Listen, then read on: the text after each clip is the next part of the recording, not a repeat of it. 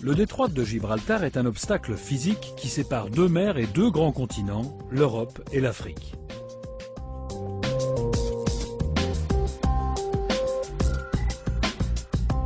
Cette réalité géographique complexe nous a donné pendant des siècles le sentiment de faire partie de deux mondes éloignés.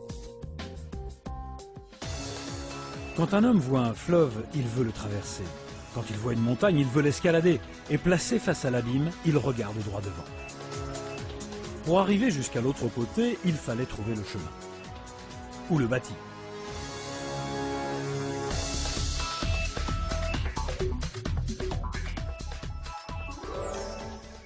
Le 16 juin 1979, Leur Majesté les rois Hassan II du Maroc et Juan Carlos Ier d'Espagne reconnurent leur mutuelle volonté de promouvoir la création d'une liaison fixe qui développerait les liens entre l'Afrique et l'Europe, engagement maintenu aujourd'hui par le roi Mohamed VI.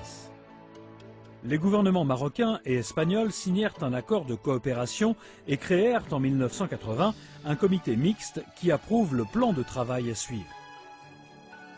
SNED au Maroc et CESEG en Espagne seront les sociétés en charge de l'exécution des études.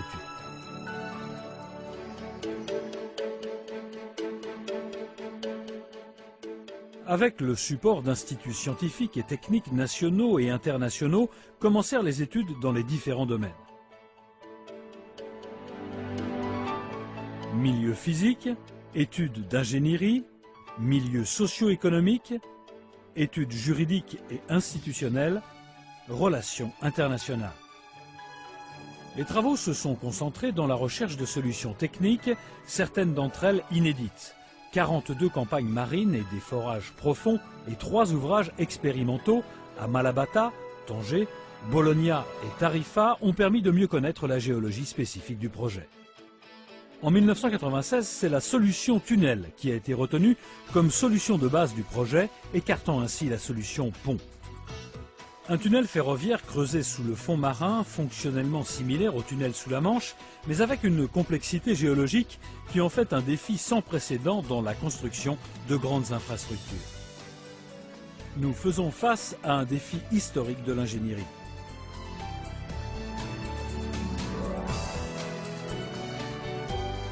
Le couloir du détroit entre Cap Cires et Punta Canales, avec 14 km de longueur entre rives et jusqu'à 900 mètres de profondeur, présente la route la plus courte entre l'Afrique et l'Europe.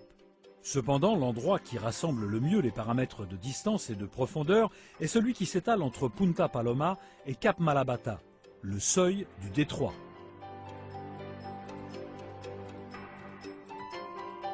C'est la solution la plus avantageuse pour les raisons suivantes. Moindre coût, moindre impact environnemental et sustainabilité, meilleure sécurité et non-interférence avec la navigation du détroit, possibilité d'extension en fonction de la demande.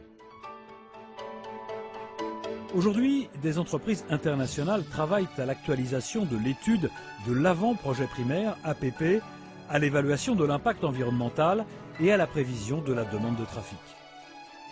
Avec la conclusion de ces travaux, on franchira un nouveau pas vers le rêve de bâtir un tunnel Europe-Afrique dans le détroit de Gibraltar. Un tunnel ferroviaire comprenant un tube bidirectionnel et sa galerie de service. Un tunnel qui permettra d'atteindre une vitesse maximale de 120 km/h pour les navettes, trains ordinaires et trains grande vitesse. Lors de sa première phase, le tunnel bidirectionnel aura une capacité de transport annuel prévue pour 2025 de 16 millions de passagers et de 2 millions de véhicules. La possibilité d'accroissement en phase bitube pourrait tripler ces chiffres.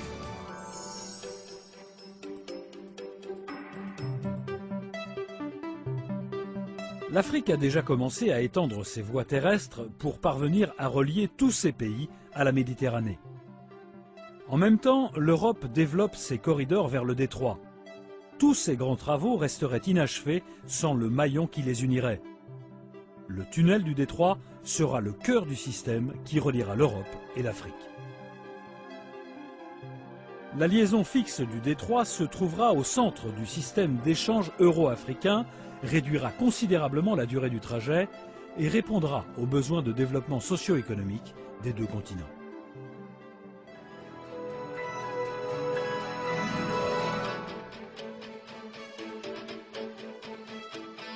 Le détroit de Gibraltar a été pendant des siècles le centre névralgique de la relation Nord-Sud et le rêve de le voir devenir le trait d'union entre deux continents n'est plus une utopie.